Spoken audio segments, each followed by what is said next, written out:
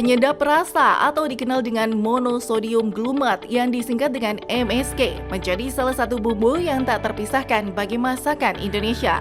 Beragam jenis kaldu penyedap bisa digunakan saat ini, mulai dari bahan alami dari jamur ataupun kaldu hewani. Penggunaan kaldu ataupun penyedap ini memang diperbolehkan pada setiap masakan. Nah, daripada Anda menggunakan MSG, lebih baik mulailah beralih dengan menggunakan kaldu alami yang bisa Anda buat sendiri di rumah ya pemirsa. Kaldu alami ini bisa Anda buat dengan berbagai macam jenis bahan baku, seperti yang berasal dari sari tulang ataupun daging, serta rebusan sayuran. Keduanya bisa memberikan cita rasa yang kuat pada masakan Anda. Kaldu alami ini tentunya tak kalah menyedapkan dengan penyedap rasa instan. Namun bagaimana cara membuat kaldu alami yang sehat? Apa saja bahan yang bisa digunakan menjadi kaldu? Saksikan Hidup Sehat hari ini yang akan dijelaskan secara langsung oleh dokter di studio.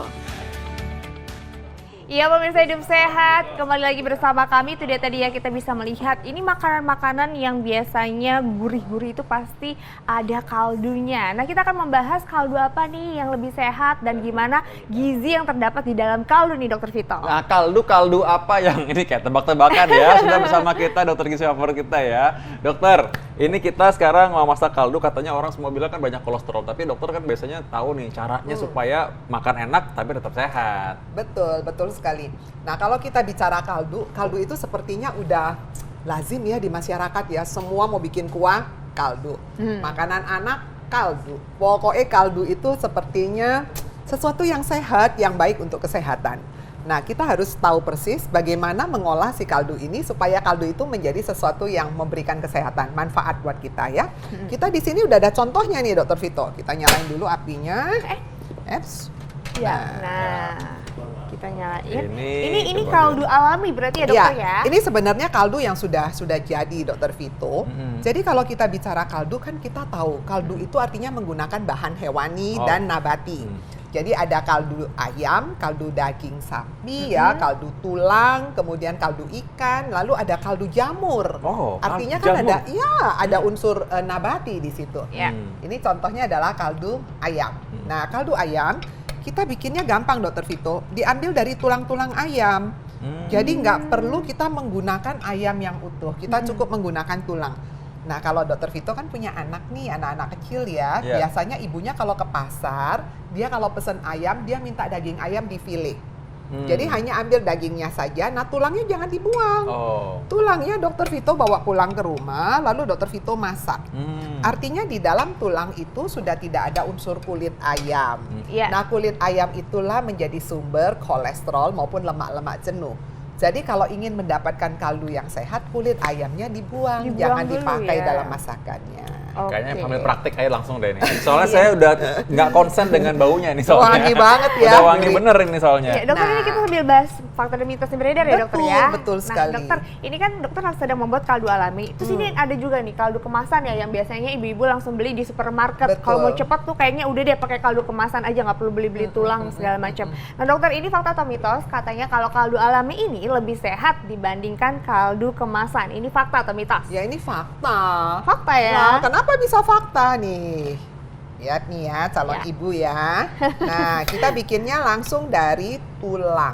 Dan tadi Dokter Ida bilang tulangnya itu usahakan jangan dimasukkan kulitnya.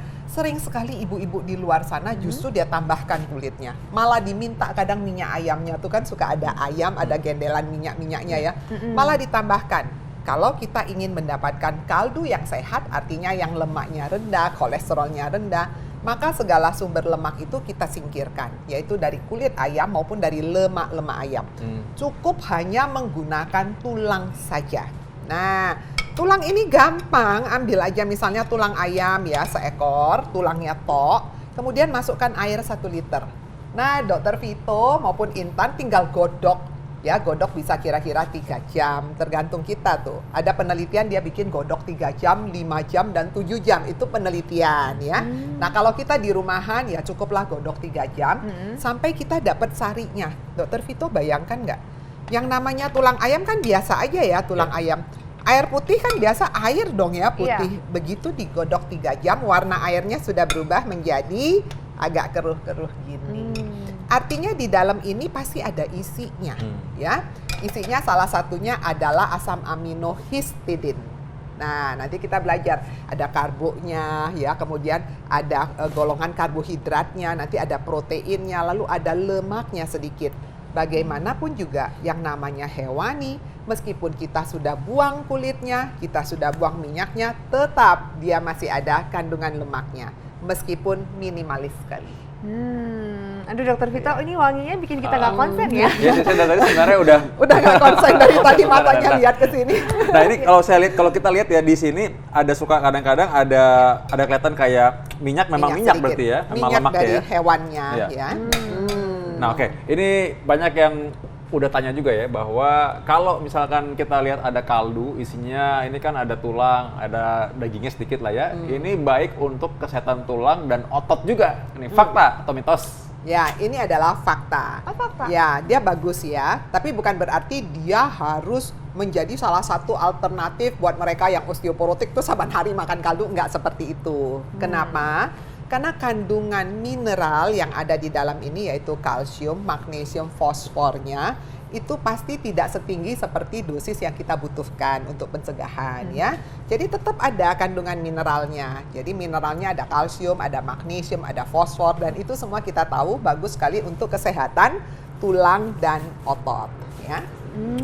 Oke. Nah, ini tadi yang dokter bilang kan 3 jam ya? 3 jam. Nanti kalau misalnya airnya sudah menyusut, ditambahin lagi atau? Jadi biasanya kita lihat, kita mau proporsinya berapa. Kalau misalnya dokter kepengen, Intan kepengen yang kaldu yang benar-benar gurih dan mantap rasanya, biasanya kita bikin supaya dia agak pekat sedikit. Lebih konsentrate, supaya kita mendapatkan rasa kaldu yang tidak hanya sekedar icip-icip rasa doang gitu ya. Jadi kalau misalkan kita pingin supaya apa, ini misalkan makin banyak tulang sama dagingnya, berarti ya makin pekat juga dong? Makin pekat dan makin gurih. Oh gitu. Iya. Makanya harganya lumayan juga tuh. Iya.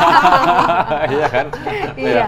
Nah dokter, tapi kan ini kan setelah kita buat kan mungkin nggak punya waktu untuk bikin terus-terusan setiap hari dan mungkin nggak akan langsung habis juga. Ini bisa disimpan di kulkas, boleh berapa lama dokter? Bisa, betul sekali. Jadi nanti kaldu ini setelah dingin, nah Intan bisa masukkan tuh dalam tempat-tempat ya, bisa masukkan ke tempat plastik atau tempat yang gelas ya, kita simpan, masukkan freezer bisa sampai 1 minggu. Oh gitu? Ya. 1 minggu? 1 minggu, freezer ya, masukin freezer 1 minggu. Berapa kali boleh dipanasin tapi? Gini, caranya setiap kali mau masak, ini kaldu kan juga banyak gizinya ya, meskipun kandungan protein, kandungan karbohidrat dan lemaknya tidak setinggi makanan-makanan biasa, kandungannya nggak banyak sih, lemaknya paling kira-kira cuma 1 gram, proteinnya juga sekitar 1 gram ya. Nah itu kalau mau masak kita keluarkan, kalau saya lebih seneng tuh kalau masukin jangan sekaligus loh 1 liter masukin. Tapi kita bikin misalnya buat anak 200 ml, 200 ml. Jadi masukkan dalam beberapa tempat yang kecil. Pada saat Anda mau makan, Anda keluarkan hanya 1 tempat itu aja. Oh, jadi bukan dipanas ulang-ulang sebenarnya ya? Nggak boleh. Jadi kita ambil yang kita mau makan itu yang berapa dipanasin. banyak ya? Oh gitu. Dibagi-bagi ya dokter ya, Betul biar lebih sekali. praktis. Lebih praktis. Wow, ya. ini tips banget ya Tambahan. buat calon ibu tadi kata dokter. Nah dokter, ini kan di depan kita banyak sekali nih bahan-bahannya. Ini untuk apa aja nih dokter kira-kira? Tapi nanti ya dokter ya, kita bakalan olah pemirsa, jangan kemana-mana, tetap di Hidup Sehat.